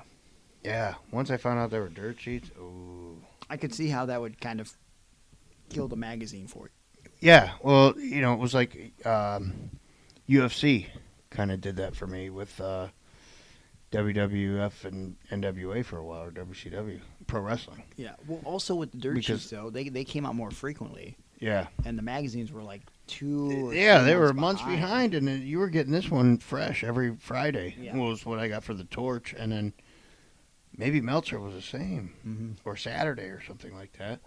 And then I ordered that other one at, I think, Figure 4 Weekly. So, but I always wanted to be a writer, so I kind of wanted to write when I was a kid for WWF magazine. Then I wanted to write for the After magazines. Then I wanted to write my own newsletter, dirt sheet newsletter. Like I'm thinking, how could I try to want to be in the business, and I'm writing about the business? Sure. What's in the business? I can't do both. So Well, you know what? You didn't grow up to be a writer as part of your job, but you are on a podcast. And which is basically the same thing. it's not the same. I'm writing my words with my mouth. Well, currently this is not a visual podcast. It's not a visual podcast. This is an audio podcast. So I think you're going to have to make yourself a professional reader, because what we're doing now for the show is a new segment that I like to creatively call Greg and Air Read Wrestling Magazines. Wow. You like that? It's awfully creative. I thought about it. How long you been thinking of that Well, one? I slept on it. Yeah. And It still seems like you're sleeping on it. yeah, I'm barely awake. But this is what we're going with. And so, Aaron, you've picked an article from a specific magazine. Tell us which magazine it is and what the date is on the magazine. All right. Well, that's not going to happen. Why? I Oh, you can can't see read it. Pro Wrestling Illustrated, but the print on Okay, show me the magazine. Oh, there it goes. August 96. August 1996. What's on the cover? Shawn Michaels. The sweat, the tears, the glory. Shawn Michaels, finally a world champion. Wow. Now, this is happening, again, the date is August 1996. What they're talking about is WrestleMania 12, which occurred in March. Yeah. Okay, so, keep that in mind here. Right. That's so far behind. Holy shit. Okay, so which article did you select from this magazine that you'd like to read to us today? Full color centerfold. You're going to read Sonny. You're going to read the centerfold. So Sonny. Okay, so I always love these little posters, right? Because it Okay. gave you some facts. Right, yes. It's a 3-piece pull out. Sure. Oh, very nice. Very nice. How's Sonny looking there? Yep, Sonny looks great. It says Sonny, the captain says, Sonny, she puts the body in body Donna's. Yeah. She looks sweet and innocent and all that good stuff, which made her the most downloaded celebrity in or all of the world or something. And with the poster on the back comes a little bio, but also some facts. Yes. And the facts. The facts are these. Sonny's greatest match versus Henry and Phineas Godwin. She didn't actually wrestle in the match, but she managed the Body Donnas to the Tag Team Championship. Her toughest opponent, Todd Pettengill. Oh, Yes. I can see how that is because they are sometimes co-hosts. At the time, they're not doing Live Wire, but I'm sure she's worked with Todd a little bit at this point. It says, huh? Pettengill? He's not a wrestler. No way. But that's right. He's a member of the announcing team. But Sonny has worked with him in the past as a co-host. And then Sonny says, he has really awful breath. Okay. I'm glad my Body Donnas never come to wrestle him. They'd stink. Wow. What? Amazing. Oh, there's a draft. Okay, well, we're not watching Raw as we record this Oh, on Monday. Carmella got drafted to Raw. I can't believe it. Okay. Gabe Steveson Anyway, on can Raw. we talk about the Oh, yeah. current podcast we're doing? Fucking Christ, dude. Her most hated opponent, Barry Horowitz. Yes, she did not wrestle him, but her man Skip did. Very true. Suffered a loss. Summer of 1995. Right. And then finally, her favorite maneuver. Can you take a guess at what it is? Missionary. Oh. What is it? I thought you were going to give a real guess. No. All right. That's not the real guess? No. Her favorite maneuver? Showing off her bare assets. Oh, okay. Quote unquote, bare assets. All right. Close enough. Okay. Because thanks to Sonny's buns, the Body Donnas are the WWF World Tag Team Champions. That's why. Yeah. Interesting. Yeah, that sounds about right. Are these things ridiculous or what? Very, very ridiculous. Well, I picked an equally ridiculous article. I chose WWF Magazine from November 1997. On the cover, Shawn Michaels with a chair standing over The Undertaker. And it says, Why Shawn Why? Vic Venom's Theory on the Michaels Hart Conspiracy. I believe this is when the shot is from when DX was formed. I believe that's what happened, yes.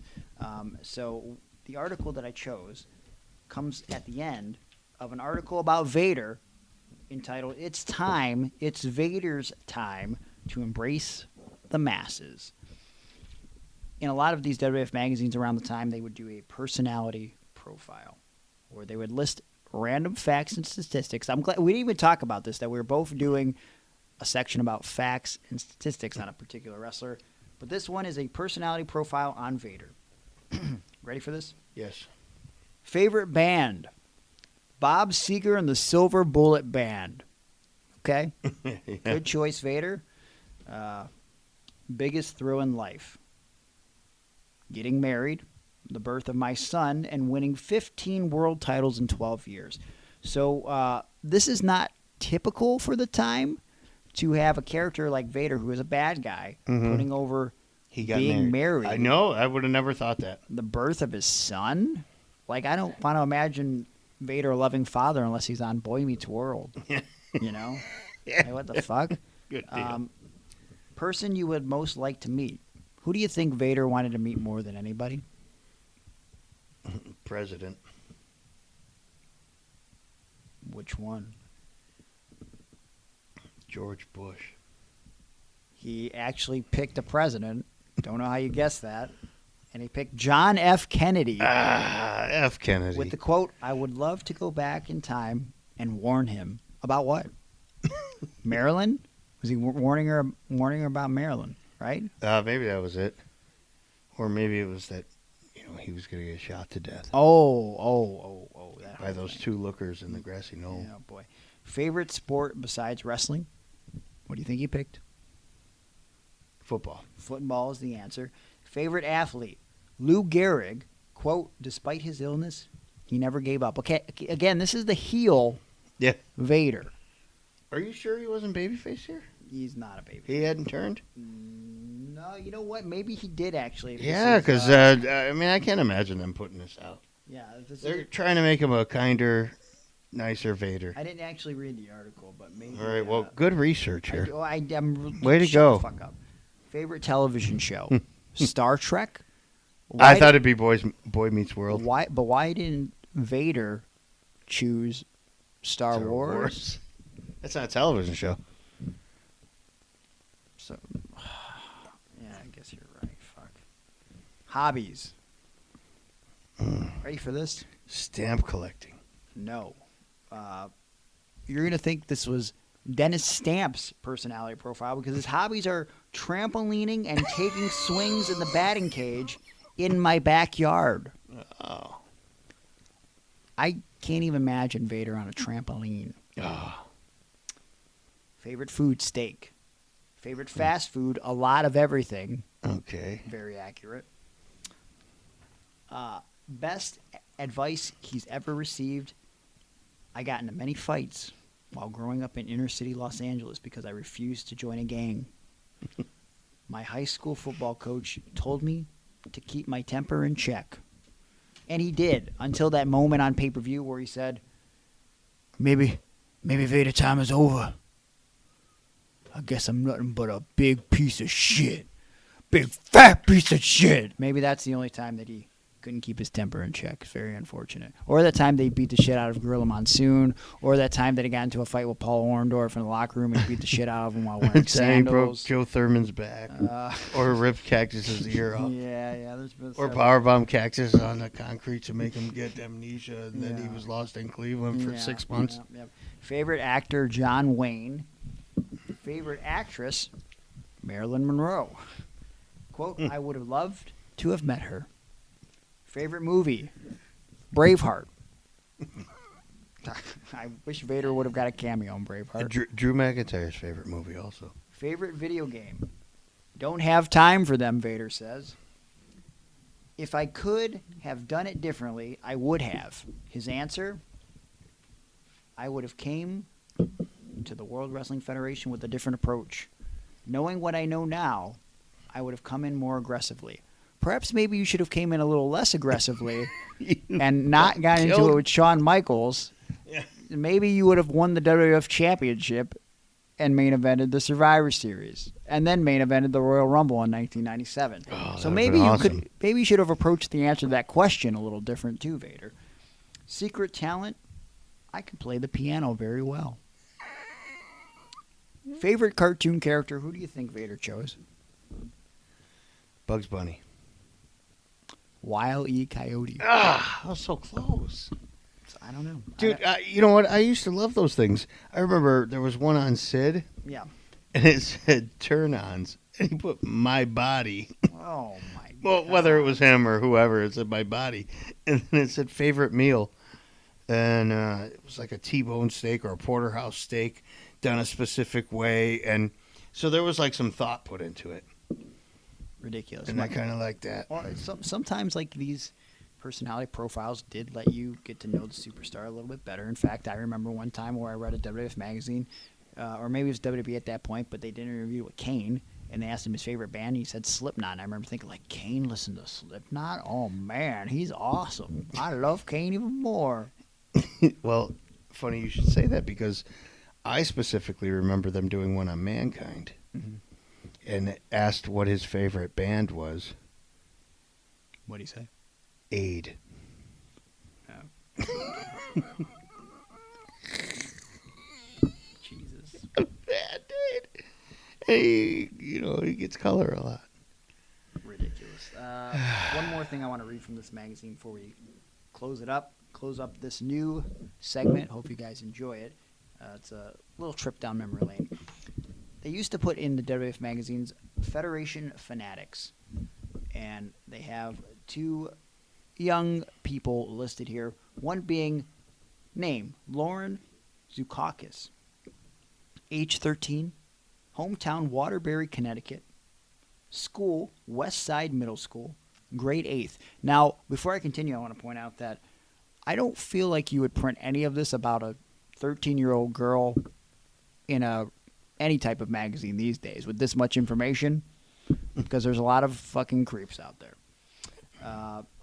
Future ambition, to one day meet the entire Hart Foundation. Okay, good ambition. Favorite Federation superstar. Take a guess who she picked, Aaron? Bret Hart. Bret the Hitman Hart. Least favorite Federation superstar would have been Jerry the King Lawler. Stone Cold Steve Austin. Oh!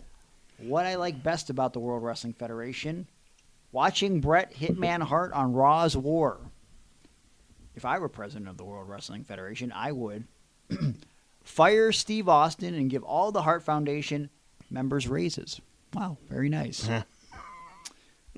What I do when I'm not watching the World Wrestling Federation, I read my World Wrestling Federation magazines and play with my dog Blackie. Okay. All right, Lauren. What are you laughing for, Greg? I don't know why I'm laughing. It's just Lauren, what an adorable, sweet young woman. They also have Doug Sanders, age 10, hometown, Lacania, New Hampshire. School, Pleasant Street School, grade 5th. future ambition to become an NBA basketball player. Favorite Federation superstar? Flash Funk. Yeah, I like that. Least favorite superstar? Bret the Hitman Hart. What I like best about the World Wrestling Federation, Doug says, the great pay-per-view events. If Doug were president of the World Wrestling Federation, he would give Flash Funk a shot at the Federation title. Wow. Trying to push him to the moon here. What Doug would do, what Doug does when he's not watching the World Wrestling Federation, I play with my Sony PlayStation and trade baseball cards. Wow. Sweet, innocent young man. These are just, wow, takes me back. Again, I trade baseball cards. This is from November of 1997. Why, Sean, why is the question. Why are we doing this segment? Because I have a lot of magazines, and we're probably going to do this a lot more often, and also it just feels good to bust out these things and go back in time. Old nostalgia. That's right. Sweet, sweet nostalgia. I could read all these magazines, over again. Hopefully at some Reminds point me we of when will. I was a kid. Yeah. Magazines. We're old men. And you know what? Aaron, I don't know if you know this about me, but I'm going to be older next week. Oh, you will be. Yes, because we're going to start to take this episode home. I think everybody's older next week. Well, but I'm going to be specifically older because it's going to be my birthday. Oh. October 12th, What? 1986. Since when? I came into this world, and it's never been the same. Yeah. It's been For you? an incredible what? Yeah, it's never been the same for you. You were like in a belly, and then you came out of it. Yes, yes. Right through the belly button, from what I That's- understand. That's what my mother told me for a Yeah. long time. And I until know you recently, told me that. I was talking to Nicole, and she And said then she just told you? she told me that apparently, It doesn't come out of the belly. yeah, they exit their mother through the vagina. Yeah. It's a real shocker, and it was hard to deal with. Much like when I found out wrestling was fake, That's not why. I started crying. Yeah, and I was like, I felt can't real believe bad it. about that. I hated it. How does your bits open like that? And belly button made more sense, but your bits, I don't know how that works. But nearly 35 years ago, I came to this world, and next week, I don't want to say we celebrate, but I am going to throw this out here. For your birthday, I did get a surprise guest for the show. And I have nothing lined up for next week because I just assumed that you already picked a surprise guest for the podcast. And you don't got to tell me now. Yeah. But if you want to give No, me a I hint, got someone. If you want to give me a hint as to who it is, you can just feel free to throw it out there. Okay. What do you got? You teamed together several years ago. Okay, I'm not sure why you're talking like I'm fucking Scrooge or something. Like, I don't understand. Like, what? Fucking I am ghost a of scorpion. Okay, Ole Anderson over here. Also, I never teamed with the Black Scorpion. I just want to make that clear. Oh, no. No. That's the hint. The hint is that you teamed with somebody. It wasn't the Black Scorpion. Okay. I'm someone under this mask. Okay. Remember? He was under a mask. I understand that. And I definitely thought it was somebody from Power Team USA. Wait, with Rod Destiny? Hey, bro. Oh, what? That doesn't make any sense. That's before you even knew Rod. But it wasn't. It ended up being some guy that wasn't that good, Ric Flair. Yep. Wish it was Rod Destiny, right? So I mean, It's the Black Scorpion? Who's going to be on the show? Well, I'm not going to tell you. You do have something planned. Oh, I definitely do. Are you lying to my face? Yep. I mean, no. Yeah. I mean, you have no idea. You're a real Terry Bollea over here. Don't appreciate you very much. Oh, maybe that's the guest. You did not get Hulk Hogan. Okay, I know that's You not don't true. know. You don't know what I maybe got. Maybe you got Roddy Hogan. You don't know who I got. All right. Well, you better not disappoint next week because not only Maybe I have nails. what? Not only are you going to let me down, you're going to let down all the listeners out there. Do you want to do that? Well, it's like Tony Khan says. We don't disappoint. Okay. Well, we'll see what happens next week. Thank you for tuning in, even though we pulled this episode, not literally, but quite figuratively, out of our asses. Because Some of it I saw you pull literally out of your ass. Like what? I don't know, man. It stinks. Come back next week when Aaron definitely has something surprise planned for my birthday. Mm-hmm. And we're going to have a fun time this October. Maybe it'll get a little spooky towards the end of the month. Who knows? But thanks for tuning in. Tell your friends about Iron on Wrestling if they're not listening, and how we provide great content. Check out the Patreon at patreon.com/irononwrestling. Make sure you subscribe to the podcast. Give us 5 stars on iTunes or wherever you download podcasts. Subscribe to YouTube, and make sure you follow the social medias at Iron on Wrestling. And, of course, follow me on social media. Find me at Gregory Iron on Twitter. Find me on Instagram at Gregory_Iron. Facebook as well, facebook.com/thehandicappedhero, assuming Facebook still is a thing, up and running. I don't know. Maybe, perhaps, kind of. ProWrestlingTees.com/Gregory Iron for t-shirts. Book me for motivational speaking engagements, pro wrestling seminars. At my email, Gregory_Iron@yahoo.com, or any of my social media links that, of course, are working functionally.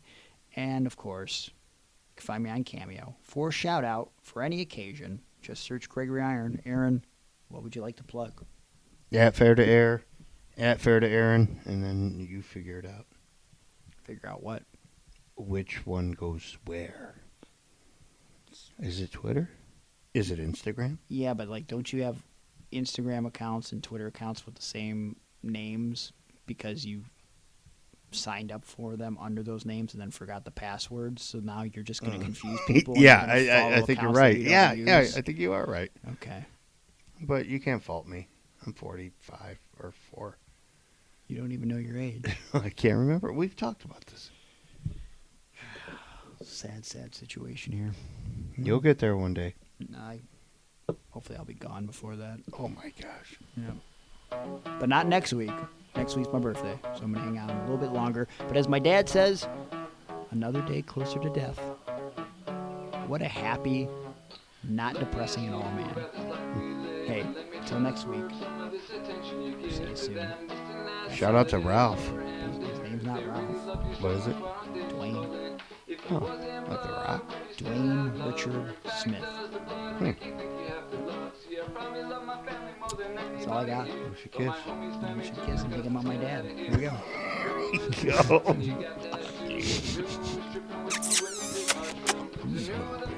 dude.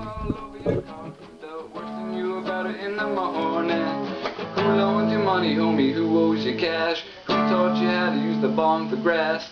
I don't know much, but I gotta assume when you hit your first net and homies in the next room. Homies, talking about road dogs and mine. Motherfucking homies, throwing up.